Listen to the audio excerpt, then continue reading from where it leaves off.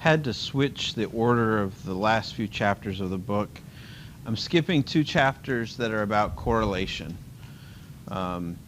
Correlation is the concept that when you have 2 variables that are correlated, they move together. So if I interlock my right hand and my left hand, and you look at my hands, and I use my right hand to pull my left hand across my body, that's very high correlation. The left hand is only moving because the right hand moved. And so what we can do is we can measure correlation and how the variables both vary and co-vary together. So again, I'm right-handed, so I'm pulling my left hand and moving it along.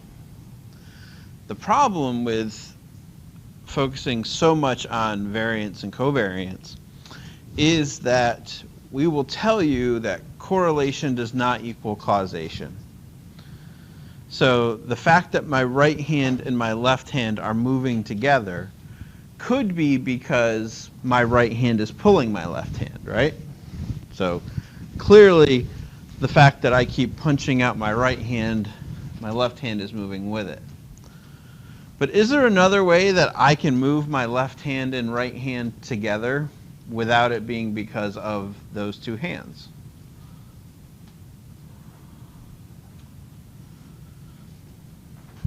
So can I move my left hand with my right hand, but not it being because of my right hand?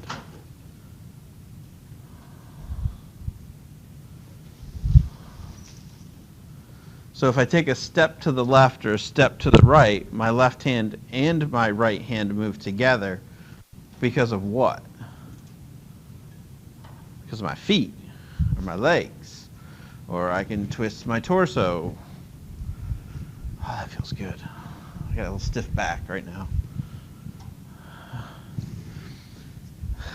That's because of an intervening variable. So the 2 could be correlated, but not because of each other.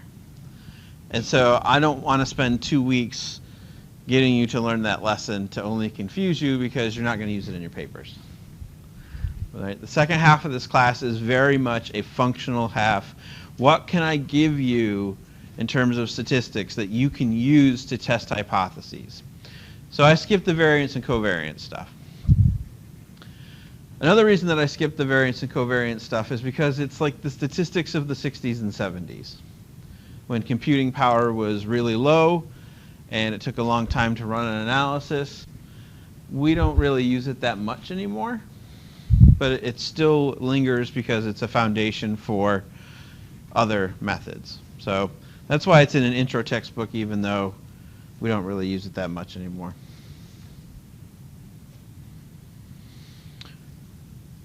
What I do want to focus on today with the chi-square distribution is to give you, again, another practical method in which we can take something that we very similarly learned. Right? So we taught you z-scores, I've taught you t-scores. Now I got a different letter, chi.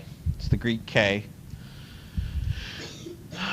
A new statistic in the same hypothesis testing framework. So we're still going to set alpha. We're still going to figure out our degrees of freedom and our critical value and test whether or not there's a difference. But with a chi-square distribution, you're going to use this when the variables that you're examining are nominal variables. So when you're comparing groups, for example. When we did T and Z scores in difference of means and difference of proportions and even confidence intervals, those were built around the idea that our dependent variable was continuous, or at least could be measured in a continuous fashion. Ratio level data, count data. So your age, for example, there's a range to that. Feeling thermometers, there's a range to them as well. The average amount of money you earn. Those are dependent variables that have sufficient range and they're continuous. But what if your dependent variable is not continuous? What if it's a category, like your party affiliation. If we want to know whether or not we want to explain how you became either a Democrat, a Republican, a Green, a Constitutionalist, the member of the party. They like to party. That's a dependent variable that is in a category. And so a chi-square distribution will do that. Next week, I'll teach you about ordinary least squares regression. And that's when both your independent and your dependent variable are continuous.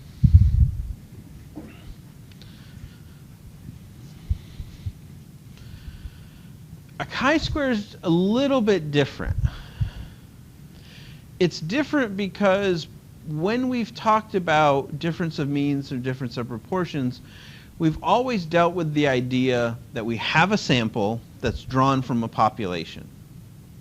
And all we're doing is comparing the likelihood of that sample given a population where the null hypothesis is true. Chi-square, we take a different approach. We're not necessarily dealing with the probability of a sample from a population. Instead, this is more like that binomial distribution that I quickly showed you right before the midterm, where we talked about heads and tails, right? And what we were looking in the binomial distribution was the probability of success given the fairness of a coin, right? Our expectation that if you flip a coin 10 times, our expectation is that you should get heads about 5 times. That was very much based upon the idea that there was a 50-50 outcome. A chi-square distribution is kind of like that. With the chi-square, what we're examining is, have we observed in our data the right mix given what we would expect? So are the frequencies observed in a sample significantly different from the frequencies we expect to observe? This is known as non-parametric methods. The mean, mu, and the mean x bar, those are parameters. A chi-square is not examining a parameter, a statistic that you generate to describe the data. That's not what a chi-square is doing. A chi-square is looking at, given that you expect this distribution between your groups, has what you observed met that expectation? 2, 4, 6, 7, 8, 9, 10, 11, 12, 13, 14, 18. I'm going to count myself as 19. Okay. There are 19 people right now in this room. I expect that 2 of you are left-handed. Raise your hand if you're left-handed.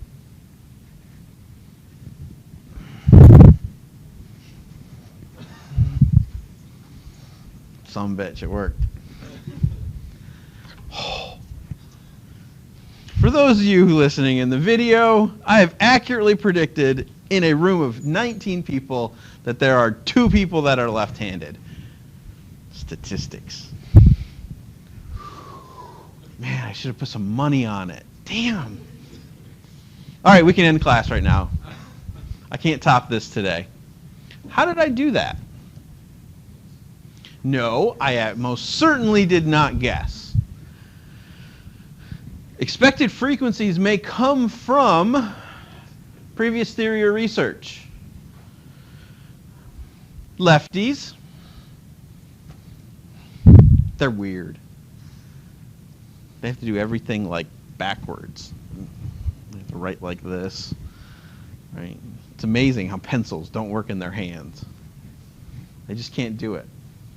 Sucks being left-handed, doesn't it? Enlighten the class the ways in which it sucks to be left-handed. Yep, that's why you try to do the crane thing. Yeah. Scissors. Scissors don't work. Not really. Yeah.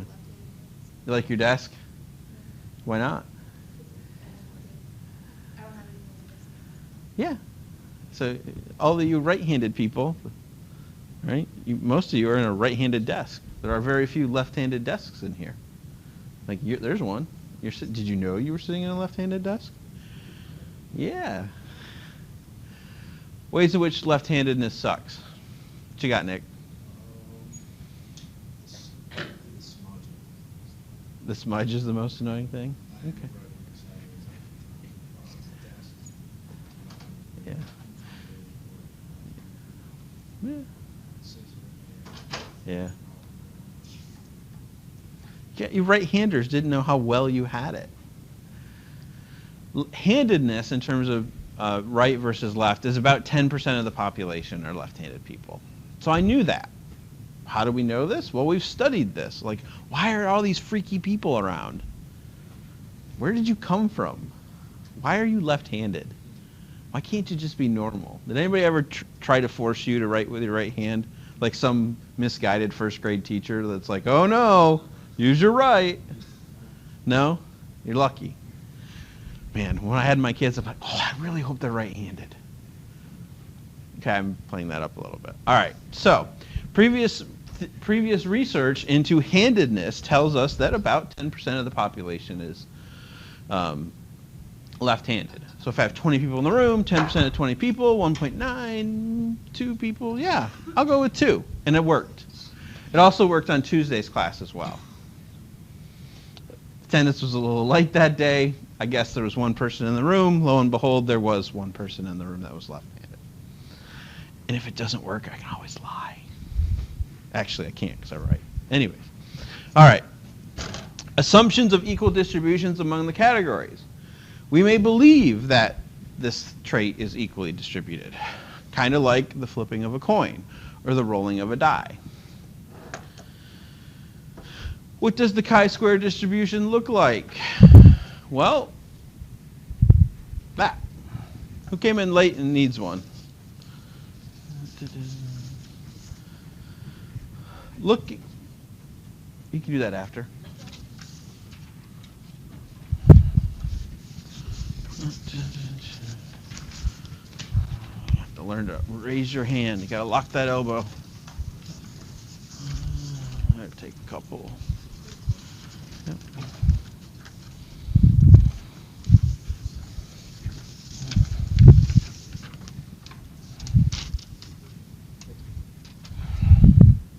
Anybody else need a chi-square table?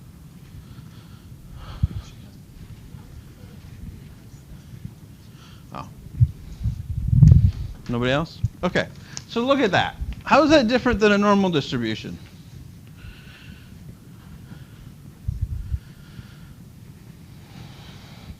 Anything? It's not symmetrical. So if it's not symmetrical, what's the other word to say that it's not symmetrical? Nope. Skewed. See, it's right there. Okay. It's not symmetrical, it is skewed. That's just one version of what the chi-square distribution actually looks like. Discard.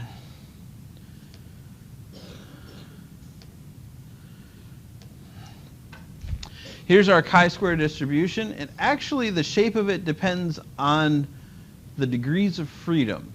But this degrees of freedom is different than the other degrees of freedom. So with a t-table, the degrees of freedom is based off of what? How do we calculate degrees of freedom if we're looking at a t-table, students t?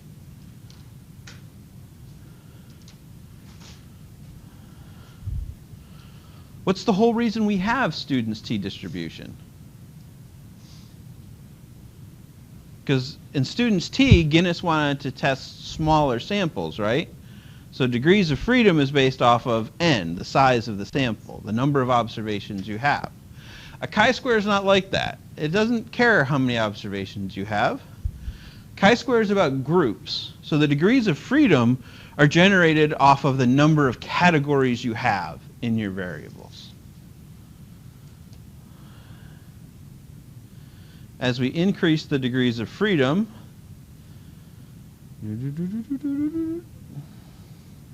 The wave kind of rolls out. But the more categories you have, the larger the degrees of, the larger the expected value of the chi-square will be.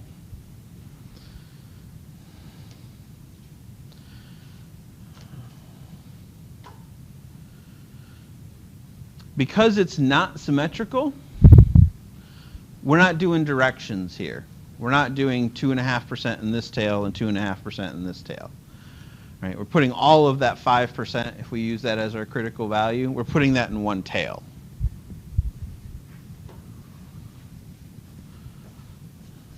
So if you focus on this part here, right, this little 5% in the tails, we can see that as the number of degrees of freedom increases, that area just keeps shifting and getting bigger. Okay.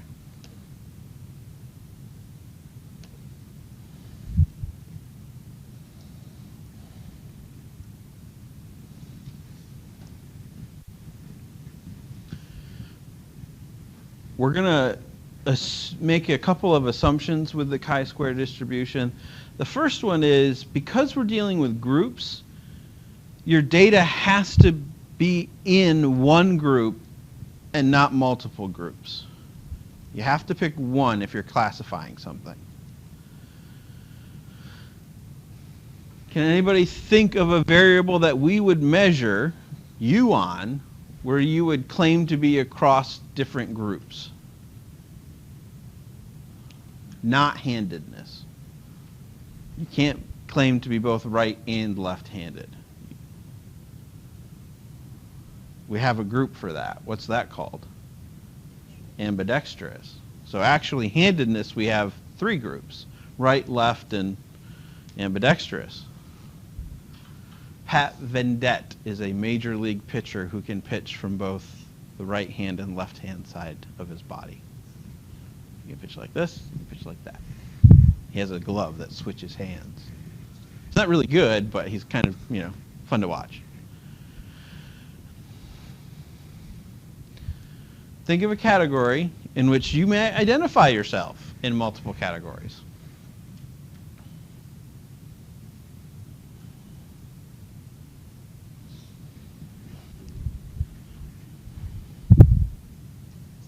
How so? Ethnicity is 100% correct, but tell me why you're right.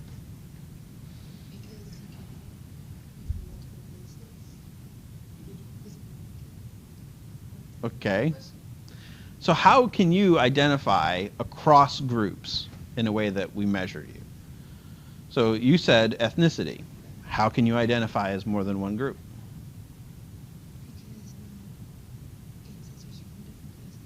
Okay, let's say your parents. I mean, ancestors is a fancy way of saying my parents, right? Okay. So your parents could be of different ancestry. Like what? Okay. They could be from here or from here. Other ways.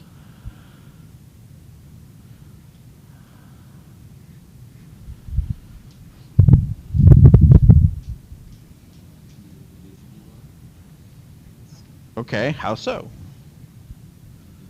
It's like Catholic and Protestant have different forms of maybe each. Like Catholic has different forms of different bases of how you're religious you are or not. Okay. Multiple in a way. We have both families, not all one. But Can you be both Catholic and Jewish? You sure? Why not? Who are you to stop me from celebrating both Christmas and Hanukkah? I mean, I got 9 good days there. You just got one. You want to just be Catholic. What makes you Jewish? Your mother. So if your mom's Jewish, you're Jewish. What if dad's Jewish? Dad's Jewish, mom's Catholic. What are you going to do? You're going to tell dad he can't have Hanukkah? Man, you guys are cruel. Okay. Ideally, we want our data to be in one category. If you're dealing with census data allows you to check multiple boxes when it comes to your ethnicity. Guy I went to grad school with always checked Caucasian white or Caucasian non-Hispanic white and African American. Because he was a white guy born in Mali. He's from Africa. He's American, right? That's what he checked. This is what I look like. This is where I'm from. Got a scholarship for being an African American. He shows up to campus. They're like, "You're not who we thought you were." He's like, "Here's my Mali citizenship." All right. More than one category. This won't work with chi-square. Right? So if you get check all that apply, this data is not for that you. Right? We have to have you in one category. The other thing too is that we should only be analyzing categories that we expect people will be part of. So if we're doing religion, we probably should get rid of the Pastafarian category. The people who believe in the spaghetti monster and wear the colanders on their head. Because there's like 4 of them in the world, and I think they're just doing a bit. We should not expect to have Pastafarians in our samples.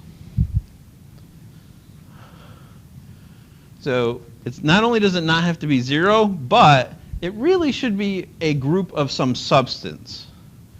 Like at least 5 in your data. That's more of a guideline.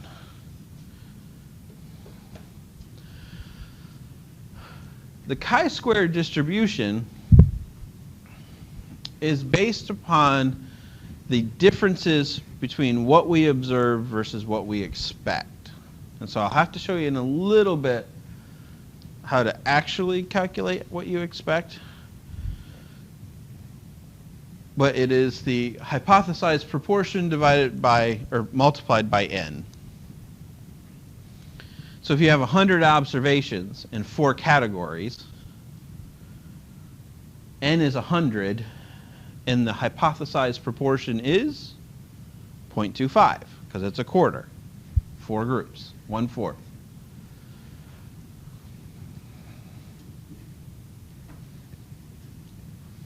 To actually calculate the chi-square, so we know this is a chi because it's got a little squiggle in the x. That little loopy squiggle there makes it a chi and not an x. The chi squared is equal to big summation sign. It's still a summation sign, so we're going to do some adding. What we're going to be adding is the difference of each group. The difference between the frequency observed minus the frequency expected, squared, because we got to make it positive. So we got to get rid of the squares. If we don't get rid of the squares, it'll all cancel out. Divided by the frequency expected. And then for each of the groups, you add this together, and you get the total as the chi-square. So what math do we have? Well, we have subtraction, we have multiplication, we have division, and addition. Add, subtract, multiply, divide. If you can do those 4 things, you can calculate a chi-square. I don't have anything that has dots or, like any waves or no ellipses or strange punctuation, just the stuff that you've already done. So let's do an example. And the first example is just going to be how to calculate the chi-square. It's not actually going to be to test a hypothesis. Well, it could, but not really for what I want you to do. Researchers categorize participants in a study into 4 personality types. Now, I've heard of alphas and betas. But let's say there's alpha, betas, gammas, and deltas. Alphas are people who are extroverted, who don't mind going out in public, who like other people, not shy, outgoing. And if we add a second category onto this, alphas are extroverted and norm-favoring. They follow the rules.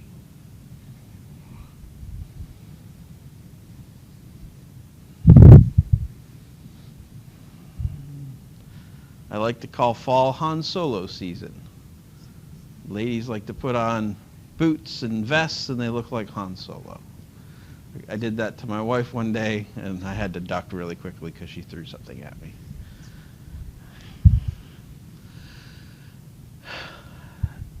In our dress, we are norm favoring. Clearly, I am norm favoring. All right. Betas are introverts. They don't like to go out. They don't need to be around people so much. They don't answer the phone ever. They try not to leave the house. And norm favoring. Gammas are extroverts who are norm questioning. So they like to go out and they wear funky stuff. Let's call those our punks. And deltas, introverted and norm questioning. The goths who have never seen sunlight. I'm really oversimplifying here, but it helps. So let's say in theory we have these four categories.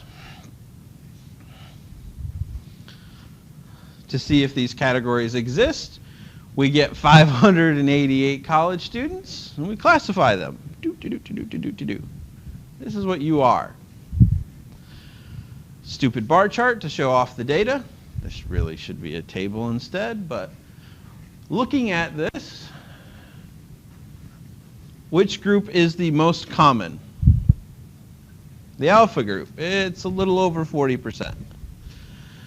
Now, if we would expect these groups to be equally distributed, what should this bar chart look like?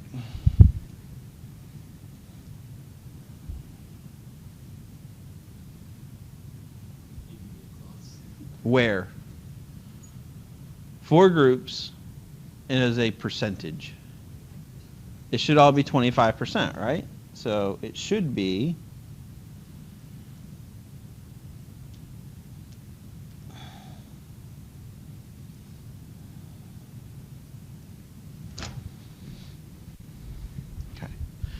chi-square is going to measure the difference between what we expect, which is those four bars of 25%, and what we observed, which are the bars all over the place.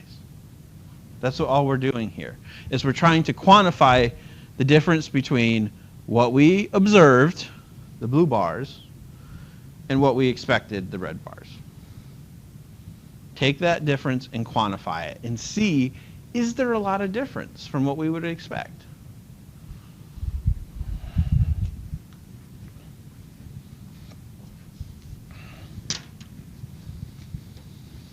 If you only have one categorical variable, which you're not allowed to do for your course paper, the chi-square would be called the goodness of fit test, which is how well does this classification, or sorry, does this data fit the classification, right, in our expectations as to the distribution of it. You're not allowed to do this in your paper. Here's the data in a better format, alpha, beta, gamma, delta. There were 251 observed alphas. Frequency observed. If there are 588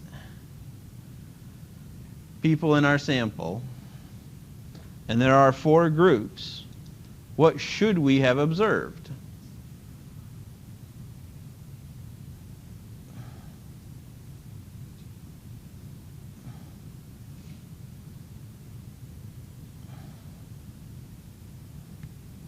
The expected frequency for each group is 147.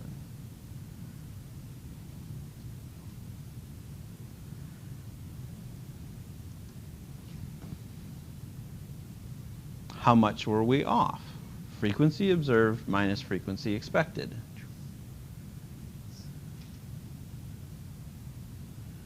$251 minus 147 is 104. We go down through the list. Let's just do this. So the frequency observed minus the frequency expected, 104, negative 82, positive 47, minus 69. if we don't square these numbers, they all sum to 0, they'll cancel out. We have no method. So that's why we square the differences. So the next thing is to square them. 104 squared, 82 squared, That would be frequency observed minus frequency expected squared. That's the numerator of our chi-square. And then the next step is to divide it by the expected frequency. So 104 squared divided by 147. So there's the squares. And I deleted the slide where we go through and do it all. Because we don't need this yet. Let's go through this. So what would an alternative hypothesis be where you're just testing to see if the categories are what you would expect them to be? Again, you are not allowed to do this in your paper. The null hypothesis says that the distribution of observed frequencies fits the distribution of expected frequencies. So the null hypothesis is this is evenly distributed. There's no difference between the groups. The alternative hypothesis is that the distribution of observed frequencies does not fit the distribution of expected frequencies. The groups aren't equal. There's a difference between the groups. I don't know why there's a difference between the groups. And this is why you're not allowed to use this method in your paper, because you're not actually explaining why there's a difference in the groups. All we're saying is there a difference in the number of people that we expected to be in each category? By the way, you're not allowed to do this in your paper. But we could follow the same steps.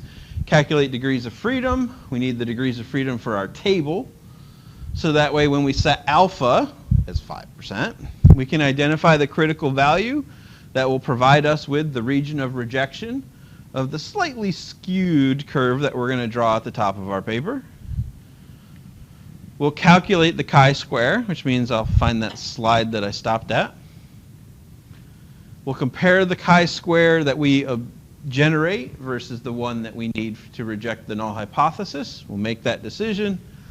Level of significance, and oh yeah, we do actually have a measure of magnitude. It's called Kramer's phi. It's not phi. Not a sorority.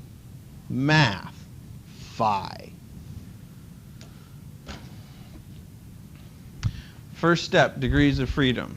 Remember, this is not about sample size. This is about the number of groups. Degrees of freedom is the number of groups that you're looking at minus 1. We have 4 groups. Minus 1 leaves us with 3 degrees of freedom.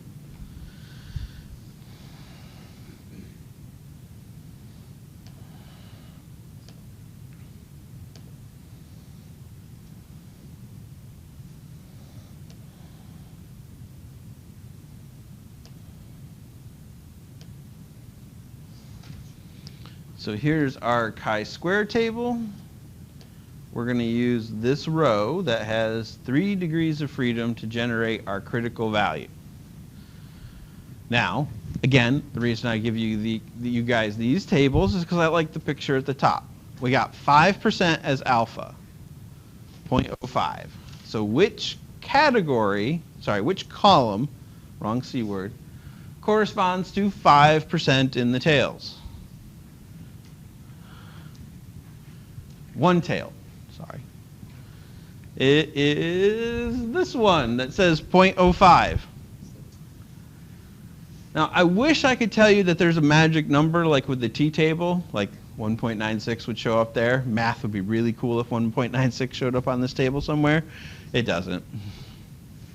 There's no magical number to remember with chi-square. Although you tend to do analysis that don't have a lot of groups, so in my mind, I know one of those up there is 5.991, right? Yeah, because I remember that one. But it's not a magical number. So the critical value for our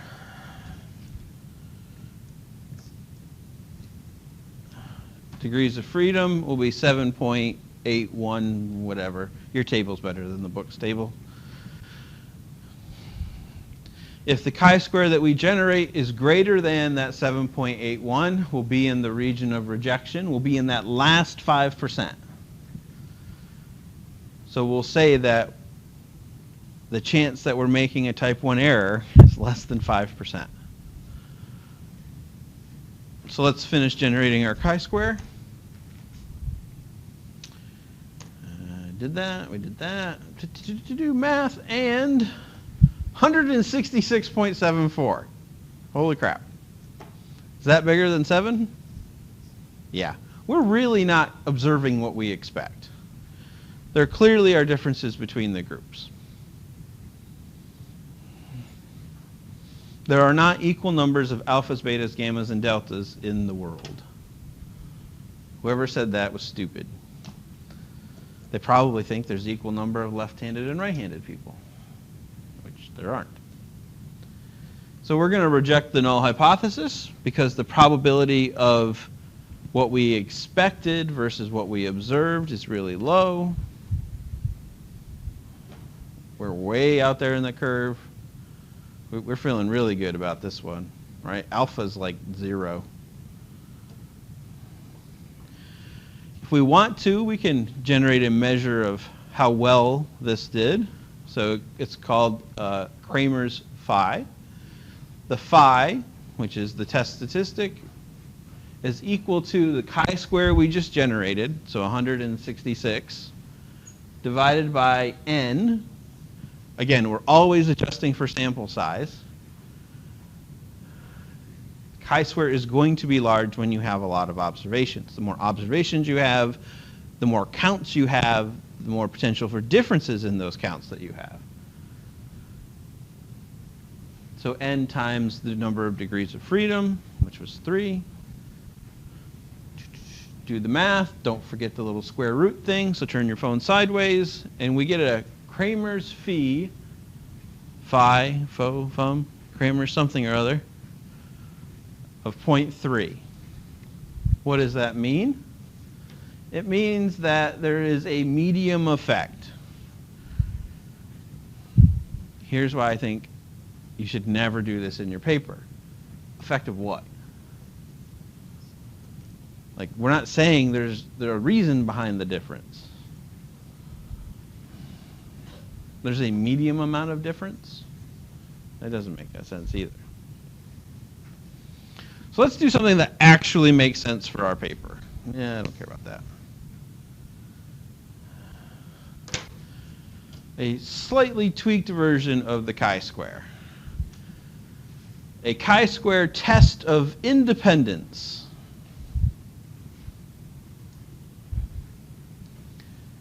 We're going to test two nominal variables. Nominal means named.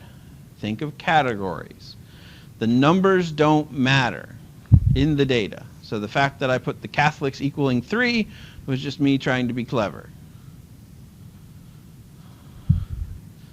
What really matters is the presence of people in that category. So the count. The count is what matters.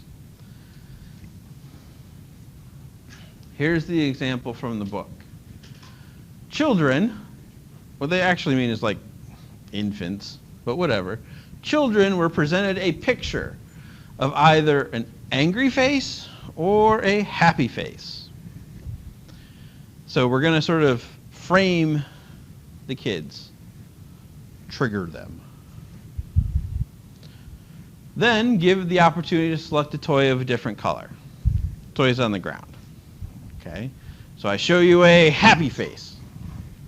What color toy do you pick? Why? Because it's brighter than red. Is it brighter than red? No, but red is usually. Oh, you think red makes you angry? Okay. Hulk's green. Just saying. I show you an angry face. Does it matter which color toy you pick? Red? You're with her, right? The whole red angry? You've forgotten your childhood already. So this is what we're going to do. We're going to activate the children by showing them a face, and then we're going to observe what color toy. So you think happy is green, and angry is red. Anybody else have other theories? Nope. Okay. Here's the data from the study.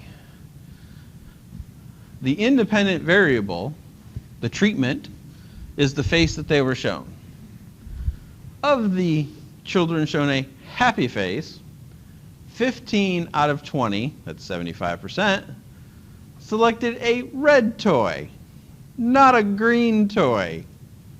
Only 2 kids, 10%, selected a green toy, and 15%, 3 selected a gray toy. Happy kids appear to have been activated towards a color, right? How about the angry kids? Well, the kids aren't angry, but the face was. And if they can pick a toy through their tears because they just saw a scary face, it turns out 6, 7, 7, it doesn't appear that that mattered in terms of the color of the toy they wanted. Okay.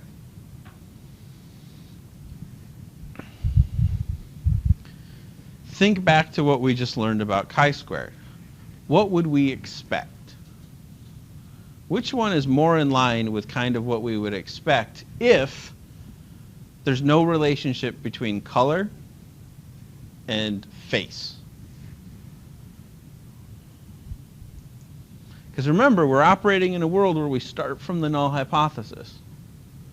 And the null hypothesis says that there should be no relationship between the face that you show and then the color that they pick. The alternative hypothesis would be that happy people like green, or that angry people like red. That's your alternative hypothesis. So what we're doing with this test of independence is to see if the two things, can you look up from your laptops, gang? Hello? If the two things are separate or if they are together. The null hypothesis says separate. Does not matter. What happens over here on my left hand does not matter what happens to my right hand. The alternative hypothesis is, no, they're linked. And so if the right hand moves, the left hand moves. Stupid bar chart. But again, the difference between what we observe versus what we expect. 20 divided by 3 is 6 and something. We would 33.3%. This is what we would expect, and this is what we have observed. The null hypothesis says the two variables are independent. There's no relationship, there's no correlation, there's no causality, there's no whatever word you want to say about those two people. They are not together. We can be seen in the same place, but they're not together. The alternative hypothesis says that the two variables are not independent. It's not really a double negative, but if you're not independent, you are not. The two variables are dependent. There's a relationship between the two. They are together. Same steps as always. All right, we're going to calculate degrees of freedom.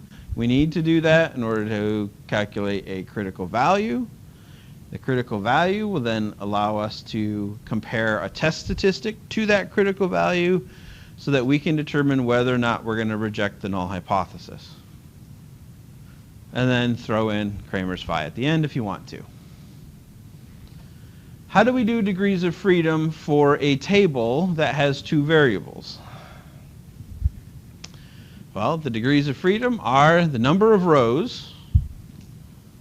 So rows go this way. So that's our dependent variable, right? That's the number of outcomes. We had 3 outcomes in 3 colors, minus 1. Take out a degree of freedom. So 3 minus 1 is 2.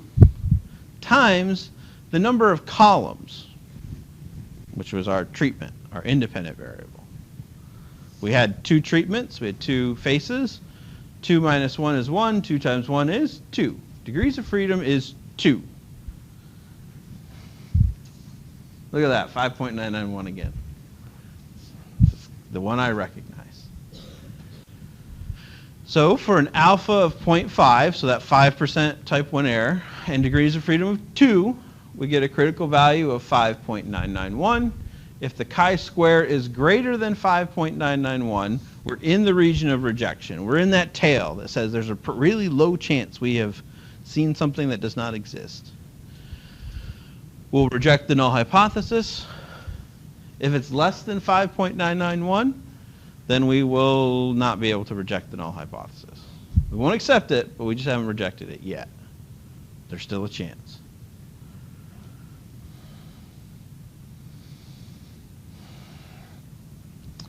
So,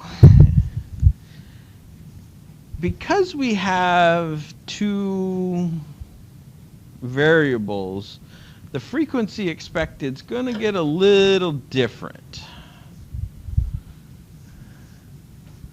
And this is where I get to teach you about Pedro.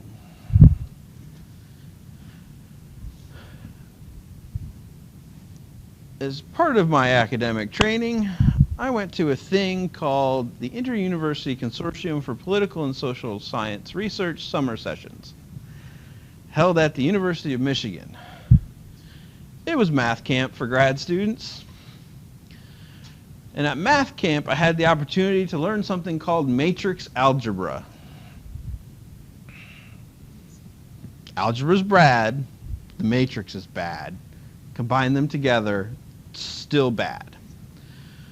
The concept behind matrix algebra is that when you have a data set, you can arrange it as a series of rows and columns.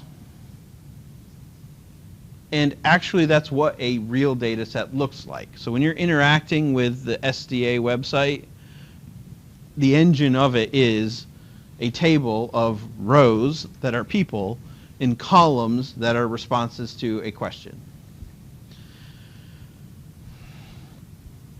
Matrix algebra is a way of dealing with large data sets by collapsing them down into columns and vectors and all sorts of really, really nerdy stuff. But in order to learn some statistics and how to generate statistics, we had to sort of know that matrix algebra exists. So they brought in a guy. His name was Pedro. Yep, Pedro Alvarez, not the third baseman for the Pirates, somebody else. And Pedro taught us matrix algebra. And the one thing that I can remember from that class, I will share with you. I also loved the way that Pedro wrote on the chalkboard. He was like a conductor. And he was sort of like, he had a very, very flourishing movement. So a 2 was not just a 2, it was a 2. And he always ended up holding the chalk like this. So he would be like, and a 2? All right. So here's what I have taken from Pedro and how to do matrix algebra in the form of a chi-square. So our table is a 3-row by 2-column table. Each of these cells, to borrow an Excel term, right? Each of the squares has a coordinate to it. This is row 1, column 1. This is row 1, column 2. This is row 2, column 1. This is row 2, column 2. This is row 3, column 1. This is row 3, column 2.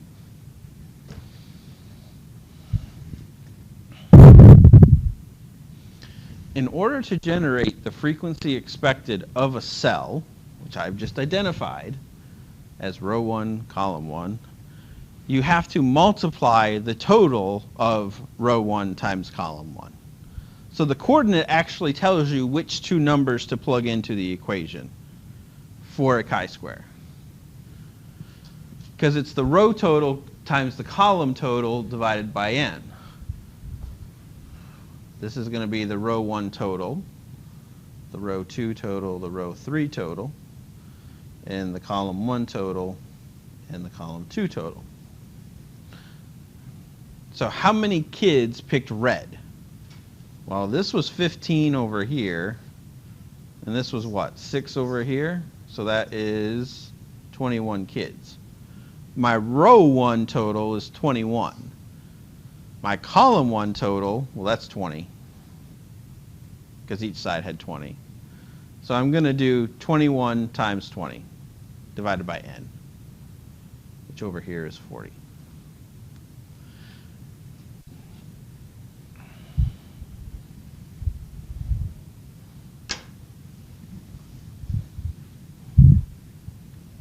That's going to generate the frequency expected.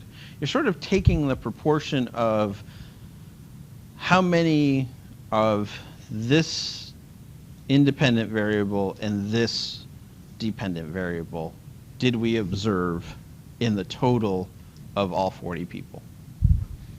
It's kind of what you're doing.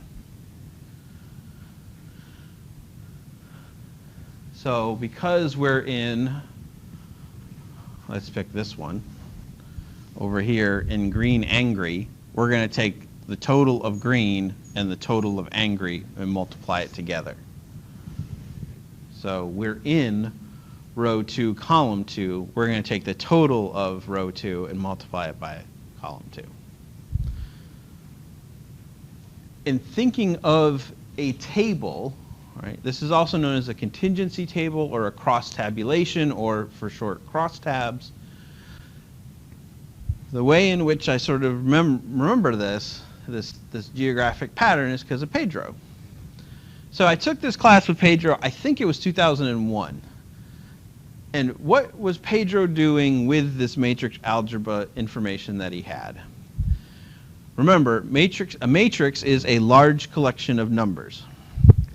Pedro was trying to figure out how to take a large collection of numbers and shrink them down, and then reconstitute them.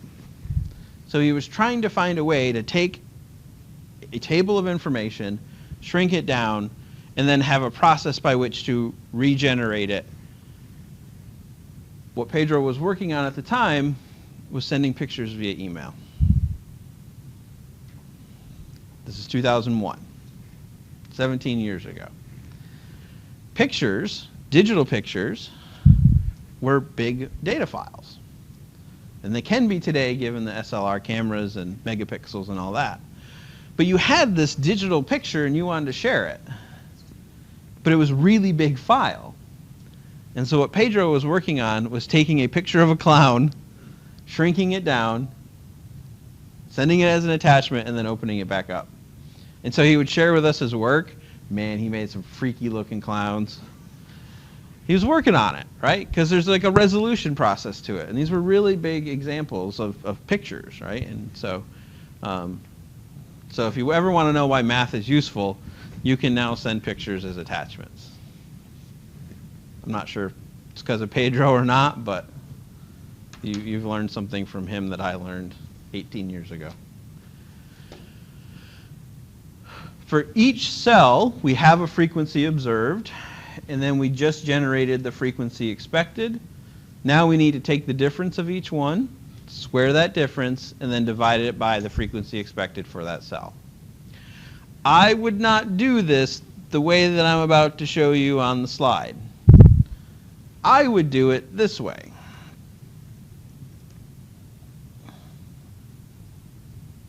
So for each cell, like row 1, column 1, I'm going to have a frequency observed. I'm going to have a frequency expected. I'm going to have a difference. I'm going to have a difference squared. Then I'm going to have a difference squared divided by the frequency expected.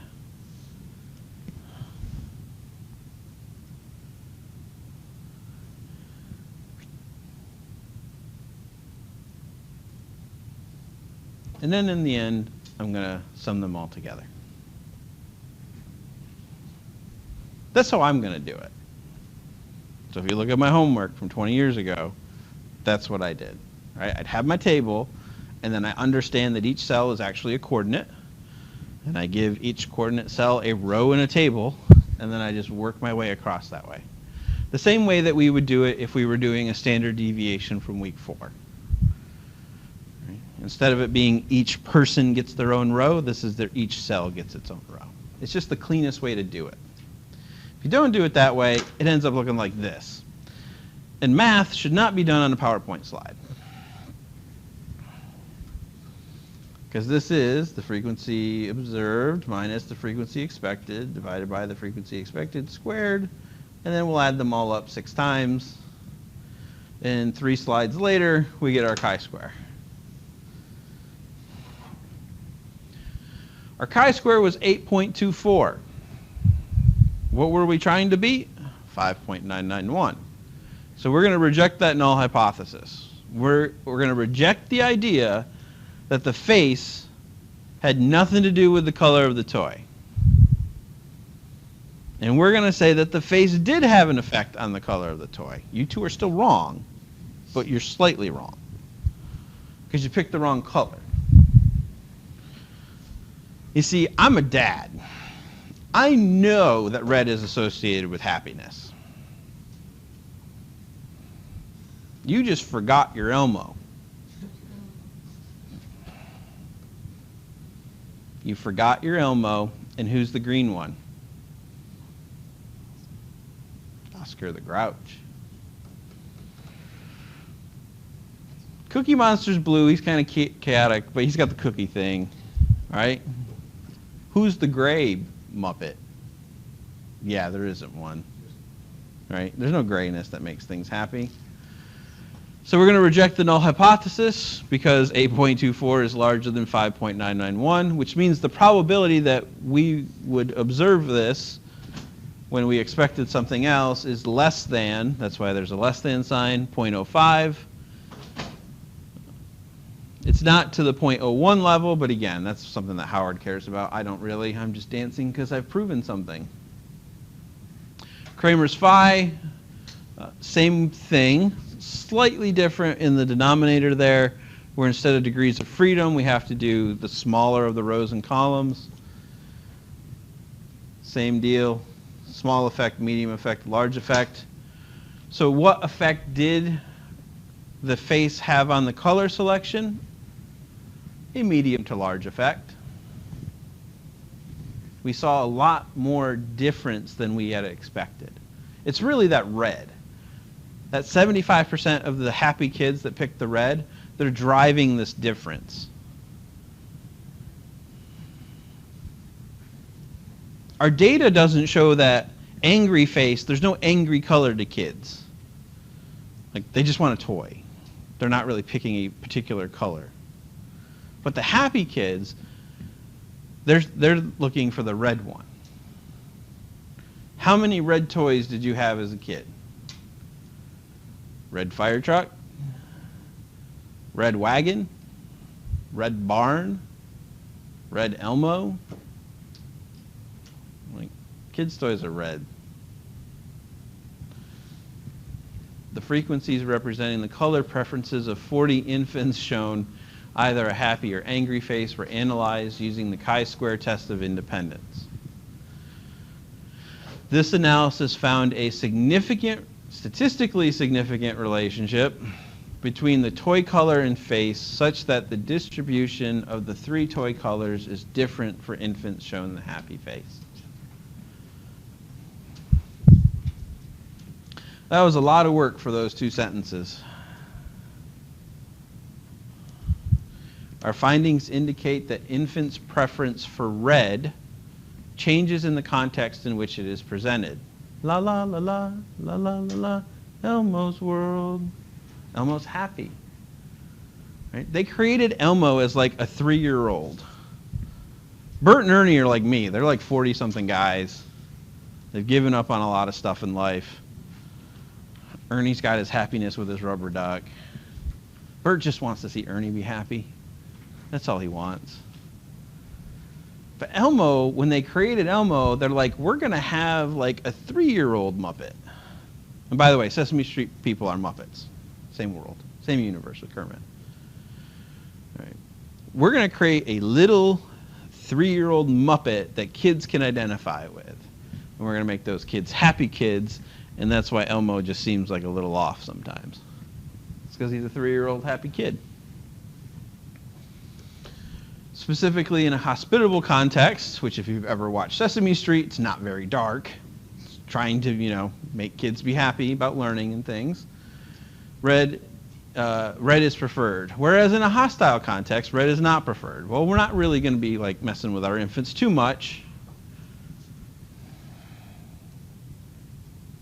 It doesn't matter. Okay. So that's a chi-square. As a non-parametric test, you'll notice that we did not talk at all about the population parameter. Like, we didn't talk about that out there is a truth that is mu. We didn't do that at all. This is a non-parametric test. We also are not assuming normality. We're saying it fits a chi-square distribution, not a standard normal distribution that is symmetrical.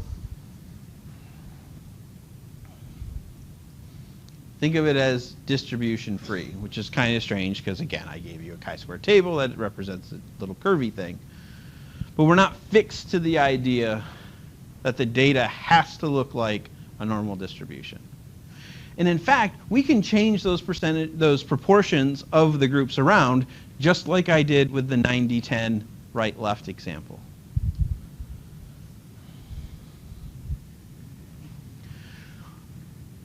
The t-score, the z-score, those are parametric tests.